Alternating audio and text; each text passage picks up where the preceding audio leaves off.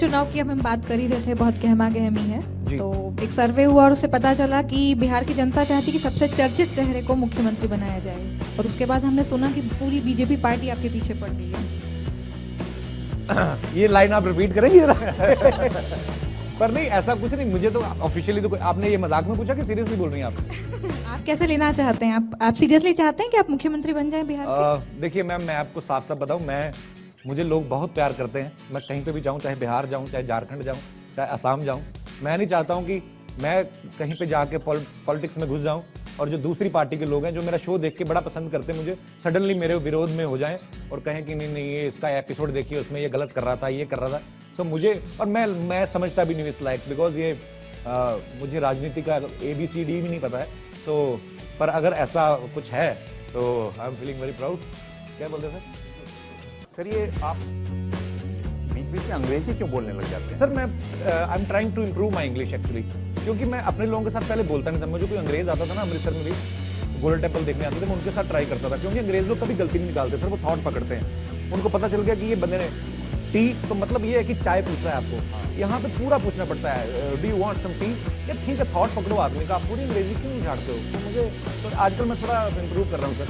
क्या मेरी एक विदेशी गर्लफ्रेंड है फिल्म में, हाँ, तो मुझे ये है कि उसको भी थॉट अच्छे तरीके से समझा दिया करूँ मैं, तो इसलिए थोड़ा ट्राई करता हूँ। कभी कोई गलत फहमी हुई क्या इस थॉट पकड़ने के चक्कर में? आपने कुछ और पकड़ा, उसने कुछ और पकड़ लिया थॉट? सर बहुत बार होता है ऐसा कि हमारे डायरेक्टर्स जो है, इन्हीं के साथ हुआ था एक्चुअली, कि रशिया में कहीं शूट कर रहे थे, इनका किस्सा सुना रहा हूँ मैं, मेरे साथ तो बहुत बार होता है।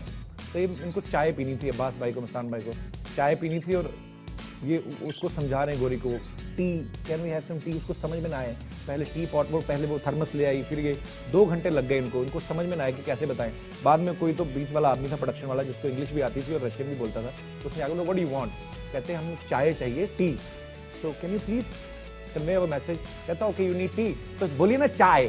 तो कहता क्या मतलब? कहता चाय, रशिया में चाय को चाय बोलते हैं। तो ऐसा भी होता है, तो मेरे साथ तो बहुत होता रहा सर ऐसा, मतलब, पर अब मैं सुधर गया हूँ सर, मेरी इंग्लिश काफी इंप्रूव हो गई पहले से। प्रदीप पूछिए आप।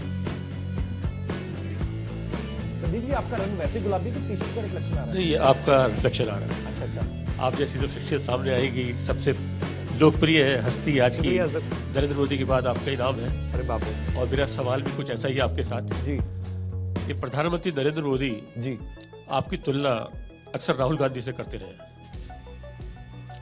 और अपनी पिछली चुनाव रैली में तो उन्होंने ये भी कह दिया जी कि कपिल शर्मा का टीवी शो अब जल्द ही बंद हो जाएगा, क्योंकि राहुल गांधी के जो भाषण है वही काफ़ी है, उनको देखने के बाद मनोरंजन की आवश्यकता नहीं पड़ती।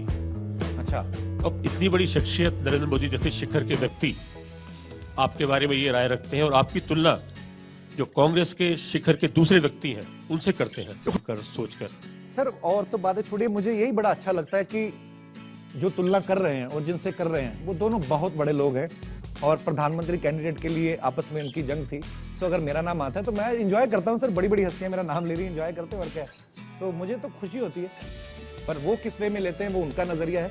बाकी मैं, क्योंकि मेरी कम रुचि है पॉलिटिक्स में, पर मोदी साहब को मैं फॉलो करता रहा हूँ, बिकॉज एक इंस्पिरेशन मिलती है उनसे भी मुझे, क्योंकि एक छोटी सी जगह से उठ के वो इस देश के प्रधानमंत्री बने हैं।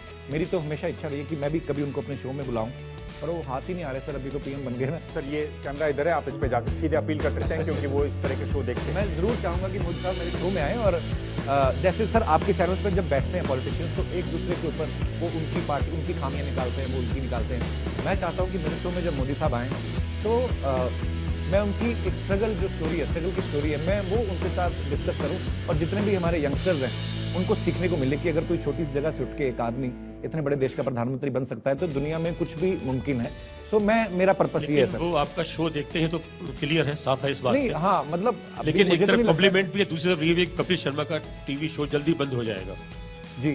तो ये दोनों चीजें कुछ सोच के कैसे लगता है? एक तरफ एक सर मुझे लगता है लोग इतना प्यार देते हैं, मेरा शो पता नहीं, अभी तो 2 साल हमने 36 एपिसोड की सीरीज बनाई थी, मैं वो भी समझ रहा हूँ जो आप मुझसे सुनना चाहते हैं पर मैं ये बोल रहा हूँ कि सर लोगों का बहुत प्यार मिला है, और शो चल रहा है, सक्सेसफुली चल रहा है, आगे भी चलता रहेगा।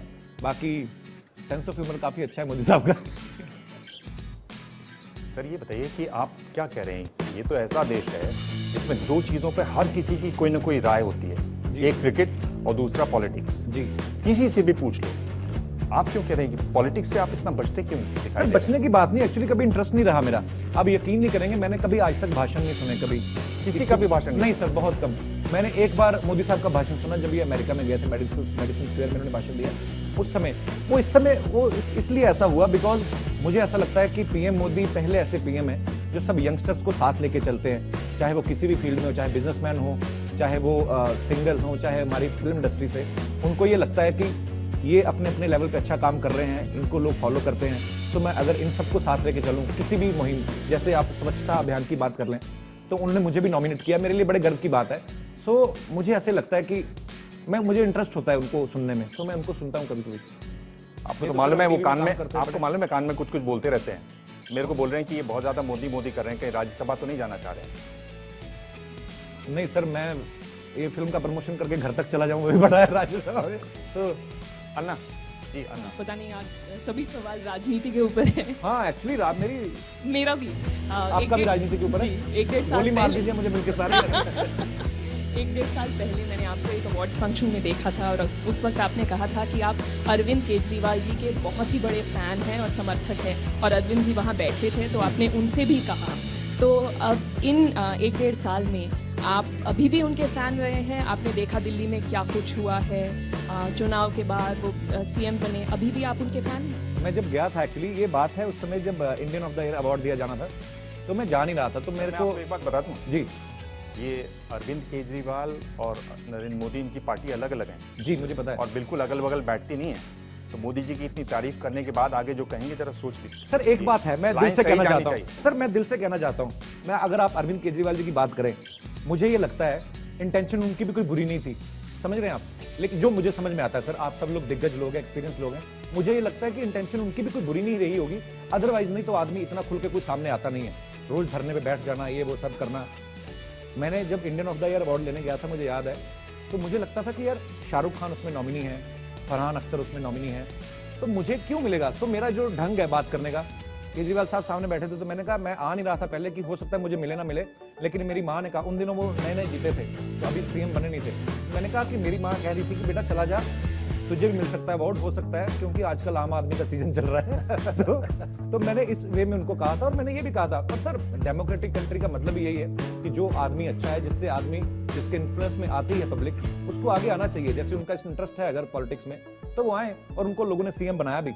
सो मैं ये नहीं कहता हूँ कि मैं उनकी तारीफ कर रहा हूँ तो मैं उनको ये कहूँगा कि वो नेगेटिव है। मुझे ऐसा लगता है कि वो भी कुछ अच्छा ही करना चाहते होंगे और अच्छा ही करना चाहते हैं, पर कई बार क्या होता है कि आपको प्रॉपर उतनी टीम शायद नहीं होती है या उतना एक्सपीरियंस नहीं होता है। तो मुझे ऐसे लगता है जो मैं न्यूज़ में देखता हूँ सर। बाकी मेरे को पता ही है, आपने सवाल का जवाब नहीं दिया, क्या आप अभी भी उनके फैन हैं? मैं बिल्कुल फैन हूँ, ऐसी बात नहीं है। आप देखिए काम आदमी है, वो कहाँ से उन्होंने शुरू किया, वो आके पहले तो उन्होंने अन्ना हजारे साथ उन्होंने इस मुहिम में बैठे, और उसके बाद में उन्होंने पब्लिक को इतना अपने साथ कर लिया कि वो सीएम बने। अब जब वो सीएम बने तो पूरी की पूरी सीटें वो लेकर गए। सो अगर उनके पब्लिक उनके कहने में है, उनको मानती है, तो मैं उस चीज़ का फैन हूँ उनका, इसमें कोई दो राय नहीं है। सर आप ही बोल रहे हो ना? जी बिल्कुल नहीं बोल रहा हूँ सर, क्योंकि ये मैं ही बोल सकता हूँ सर, क्योंकि मैं किसी पार्टी से संबंध नहीं रखता हूँ, तो मैं इसलिए खुल के बोल रहा हूँ। सर आप जो बोल रहे हो वो बड़े बड़े धुरंधर एक्सपर्ट बैठ के बोलते हैं, वही बोल रहे हो आप, बल्कि कम शब्दों में बोल रहे हो। इसका मतलब ये है कि मैं भी आ सकता हूँ पॉलिटिक्स में। दरवाजा खुला हुआ है सर? नहीं सर, मैं जो कर रहा हूँ मैं उसमें बहुत खुश हूँ, क्योंकि मुझे सारी पार्टियां लाइक करती हैं। पर बिना फॉलो किए एकदम बिल्कुल आपने सही एनालिसिस कर दिया अरविंद केजरीवाल। सर बिल्कुल, जो हम लोग न्यूज़ में देखते हैं, आप ही लोगों के माध्यम से पता चलता है। नहीं तो हम लोग क्योंकि खुद टीवी में काम करने वाले, फिल्म से ज़्यादा टीवी वाले जो है वो ज़्यादा निकलते हैं, तो बहुत कम मौका मिलता है। चलिए, कपिल शर्मा की पकड़ अच्छी है, एक बात तो ये साफ हो गई है।